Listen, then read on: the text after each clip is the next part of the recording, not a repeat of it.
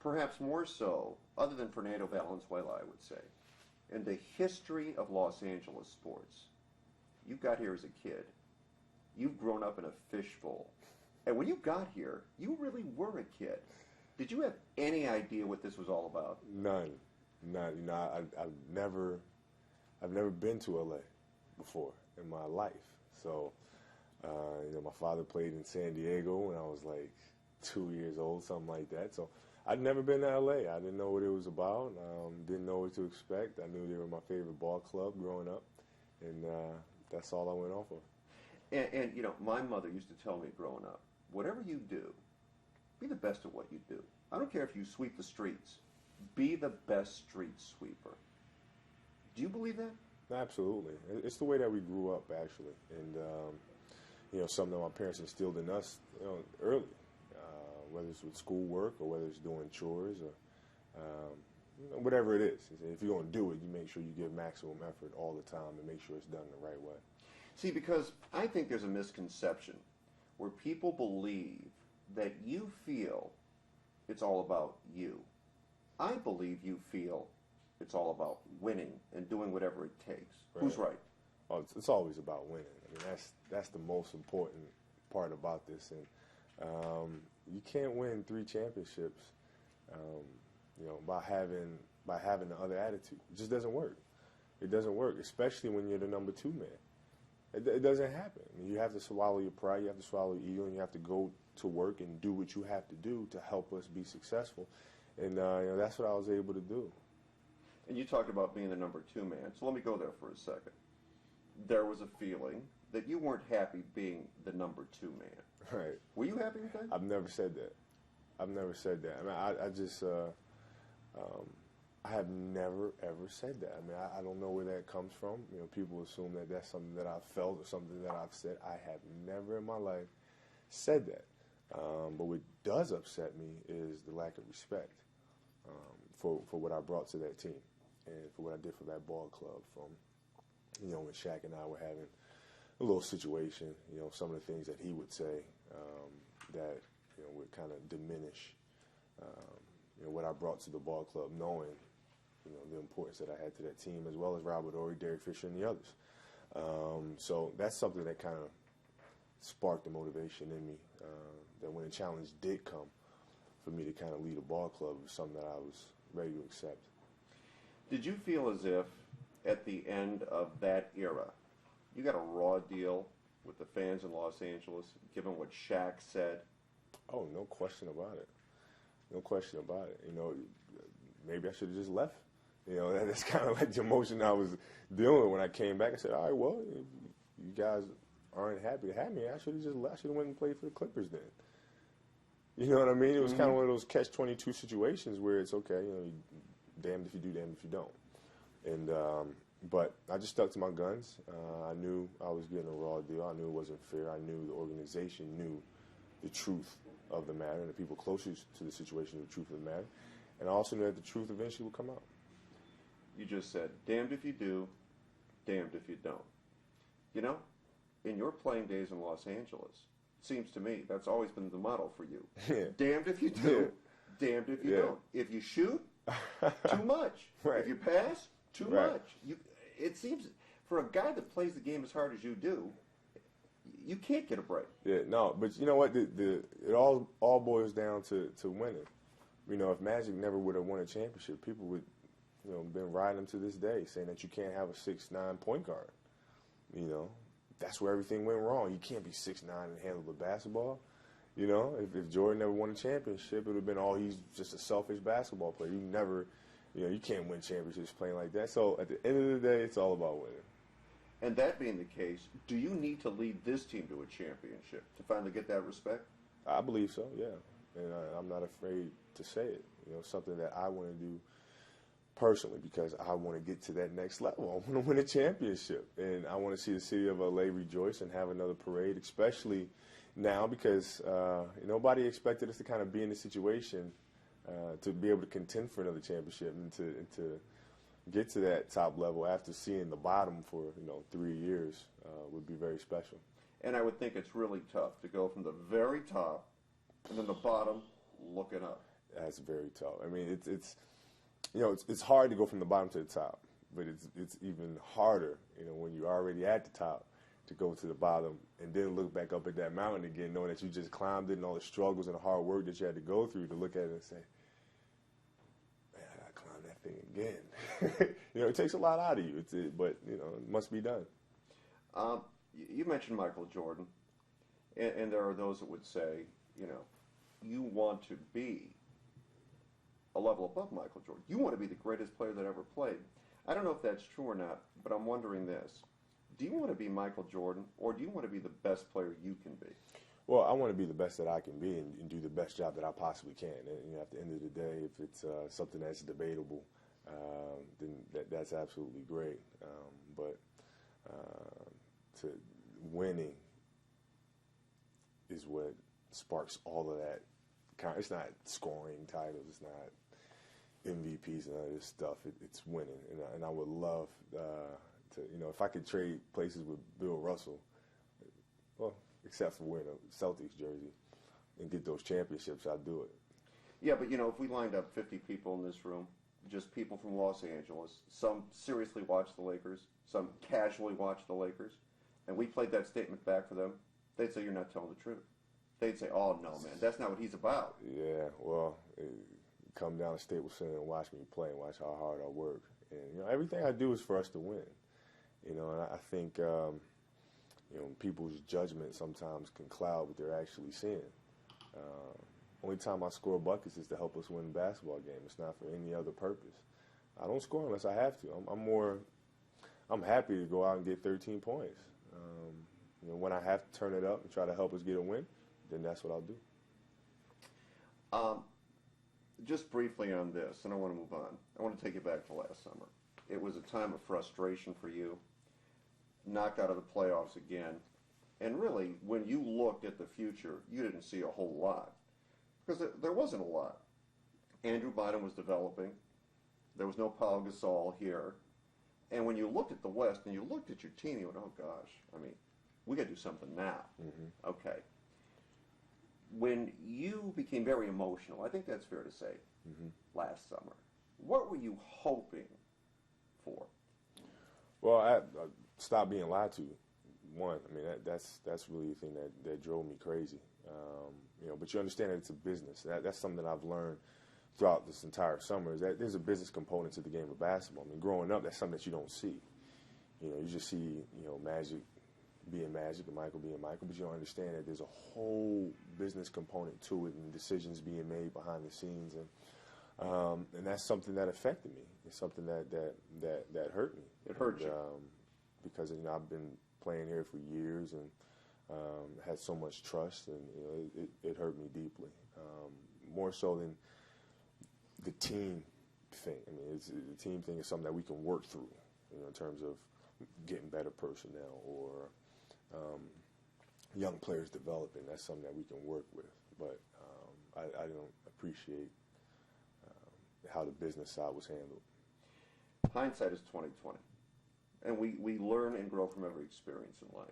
When you look back, would you have handled any of that differently? Yeah, I would have handled a lot of it differently. I think the message would have been the same. A lot of people say, well, how come you didn't go behind the scenes? And, I have been here for 3 years, and I got sick of losing after the first year. So, you do the math. But, I think being in L.A., and, all it takes is one interview or something to just absolutely blow out of proportion, just spiral out of control, and it did. And but we were able to kind of put our arms around it and bring it back in. And we had you on the radio recently, and I asked you this question. I'm going to ask you again because there can be no editing, there can be no confusion. What you say is the answer to this one question. Right. Out of frustration, I think, last summer, mm-hmm. you said, fine, get me out of here, whatever. Mm-hmm. Because what you said, Kobe, and a lot of people don't realize this, you said I was hurt. See, that's speaking with emotion. Mm-hmm. When you speak from your heart with emotion, that's your genuine feeling. You were hurt. Mm-hmm. Okay. Now you've had time to reflect. The team obviously is a whole lot better than it was last year. Do you want to remain in LA? Do you want to stay here and play? Yeah, I enjoy playing with my guys. You see, and I think that's something that people don't, maybe they don't see from afar, is how close we've grown. And that's something that's tough to find any place else. I don't care where you go. You know, I played on 3 championship teams. We still didn't have this kind of cohesion or chemistry or camaraderie or brotherhood. I mean, this is special. And you know, it'd be very, very difficult to walk away from. I enjoy playing with my guys, and I want to continue to do that. See, but a lot of that is on you. Mm-hmm. A lot of that's on you and out of your control because you grew up. Through everything you've gone through in your life, you've grown. Mm-hmm. You're a very different person today than you were when you were winning championships. Maybe now you're ready for this role. Maybe you're ready to lead this team. Yeah, I mean, I've learned quite a bit, and I think playing for Phil is taught me a lot. I mean, in terms of how to lead this ball club and how to manage situations. So, you know, from that standpoint, I'm ready. How was your relationship with your dad? Oh, it's fantastic. That wasn't always that way. Right. For people that are watching this that might be going through something with their parents, and you know what you went through is not unusual, because it happens in families all the time. Yeah. What happened, and how do you get out of it? Well, I mean, it's just a growing up process where a man becomes a man, and you know, it feels like it's time for him to kind of step up and make his own decisions, and parents being parents, and you know, it's a very hard situation to go through. But I think we're better off because of it. You're a father now. I'm a father. I'm a grown man now. You're a grown man. So I'm pops. You're pops. You've got kids. And what are you going to do when those situations present themselves with your kids? Well, you just have to, raise your kids to the best of your ability and trust that, you know, you have raised them well. And when it comes time for them to step out and do their own thing, just let them do it. And, you know, they'll always know that your parents will always be there to support you no matter what. And I think that's really the key. You're going to play in the U.S. Olympic team. What does that mean to you? Well, playing for USA Basketball means everything to me. I think, you know, when you play in the NBA, you're playing for a city, playing for your core fans. But when you're playing for USA Basketball, you represent your country. You know, with everything that's kind of going on in the world, it's kind of our way to kind of fight for our country. It's our version of being soldiers. The difference being, you don't get paid. In the NBA, you get paid an awful lot of money. Right. You're not making any money here playing on the Olympic team. You're taking your time to play on the Olympic team. Right. And I think that a lot of times, maybe not so much in basketball anymore. I mean, you'd see pro guys in the past pass. I don't need that heartache. I don't need that problem. Yeah, no, you're going to be hard-pressed to find anybody passing on that now. Because, you know, the table is set. You know, it's other countries. There's, Argentina, Paul Gasol's team, Spain. And, they're exceptional basketball teams, and they feel like they can and should beat us. And we're looking forward to that challenge. We want to reclaim our throne. You know, this is our gold medal, and we feel like it's been taken from us, and it's time to go get it back. What would the emotion be if you're standing in the medals arena, and the national anthem is playing, and you're wearing that medal around your neck? It's going to be an awesome feeling. You know, I think I loved watching the Olympics and watching, teams that win the gold medal, the 92 team, Barcelona, a USA hockey team when they knocked off the Russians. I mean, it's just so many emotions that kind of come into that, and wanting to be on that top platform with my fellow teammates and getting that gold medal. Different kind of basketball, international basketball. Completely different. Yeah. Completely different. But it's something that we've been able to adjust to so far. And but when you get to playing some of those teams that I just named, Argentina and Spain, these guys they can flat out play and get it done. They've been playing together for years. So we got our work cut out for us. You needed surgery. You have an injury. Yeah. Now, you decided not to undergo surgery. You want to finish the season. You want to play in the Olympics. Well, that's a far cry from the way some people would react, Kobe. Well, I mean, I love to play. I love to play, and the position that we're in with the team is a great one. And you know, if I can play through this injury, why wouldn't I? And I don't want to just sit down and just get it taken care of, and you know, and just completely flake on my team. I mean, I'd rather be out there working with them. And the same goes for USA Basketball. I mean, it's a great opportunity. It's a, you know, it's a chance for us to get that gold back. I'd rather be playing. I mean, it's just a pinky anyway. You have worked very hard to give back to the community. You've worked very hard, and even more so since you become a dad, to work with kids. And then you have the Basketball Academy. Talk about that. Well, what we do at the Basketball Academy, and I laugh because, you know, when I talk to people about it, a lot of times they kind of they can't believe that I'm, you know, doing what I'm doing. And you know, what we do differently at our academy is we have the kids run a system. You know, whether you're 7 years old, 8 years old, 9 years old, 13, 14, 15, you actually have the play within the system. And we break it up into age groups. We have the flex offense for the younger kids. We have the Princeton offense for the middle-aged kids, and then we have the triangle offense. So, you know, they're not just going to, you know, my daughter plays soccer, and sometimes you go to the soccer matches, and it's like, you know, all kids just jumping on one ball. You know, it's crazy. And basketball, a lot of times, it's the same thing. So what we wanted to do is we wanted to actually teach them the skills and teach them a system, and the parents as well. And when the parents come and they actually watch the triangle offense, and they'll learn some things. And you know, when they watch the Lakers play and you watch us play, they'll be able to recognize certain things. And you know, it's fun. It's a lot of fun. You see the kids' development from the beginning of the week to the end of the week is phenomenal. I have a final question for you. At some points during your stay in Los Angeles, it has been incredible to be Kobe Bryant. There have been parts of your stay in Los Angeles where it hadn't been so much fun to be Kobe Bryant. What is it now? It's fantastic. It's great. It's great, man. It doesn't get any better than this. You know, that's the beauty about growing up in one city your whole career, is that you grow up in the city.